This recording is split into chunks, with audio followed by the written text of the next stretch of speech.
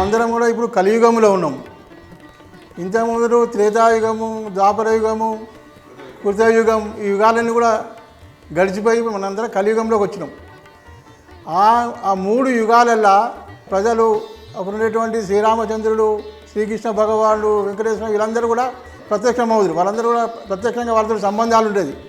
ఆ కాలంలో పుణ్యం రావాలి, పాపాలు రావాలంటే అనేక మంది వారం రోజులు, 10 రోజులు, 15 రోజులు, నెల రోజుల పాటు నెలలు వాళ్ళు కూడా ఆధ్యాత్మిక కార్యక్రమాల్లో మునిగిపోయేది. యజ్ఞాలు, హోమాలు ఇలాంటి అనేక కార్యక్రమాలలో వాళ్ళ యొక్క సమయం అంతా కూడా దీన్ని కేటాయించేది. పుణ్యం రావాలి, పాపం పోవాలని.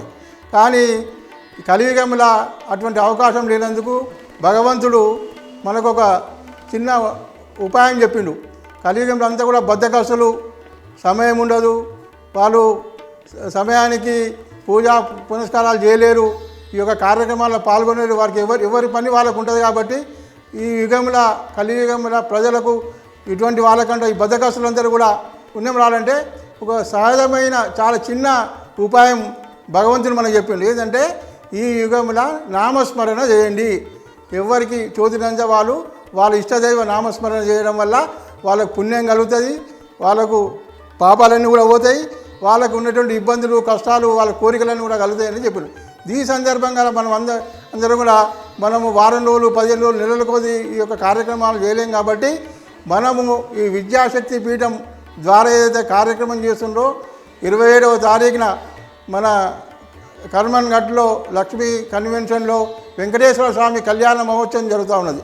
ఆ కళ్యాణ మహోత్సవం కార్యక్రమంలో మన కూడా పాల్గొండి మనమందరూ కూడా మనకు తోచినంత సహాయ సహకారాలు అందించడం వల్ల మనం కూడా కొంత పుణ్యాన్ని సంపాదించుకునేటువంటి అవకాశం దొరుకుతుంది. కాబట్టి మనందరం కూడా దీంట్లో పాల్గొనాలని నేను మనవి చేస్తున్నా.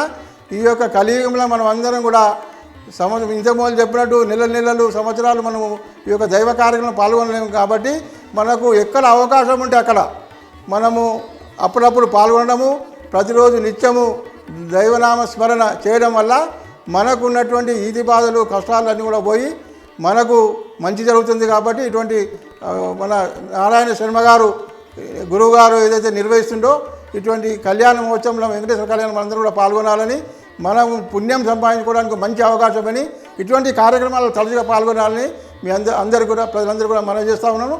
మనం అందరం కూడా మన శక్తి కొలది ఈ యొక్క కార్యక్రమంలో మనం పాల్పంచుకోవాలని, సహాయ సహకారాలు అందించాలని అందరికీ మనం చేస్తాం.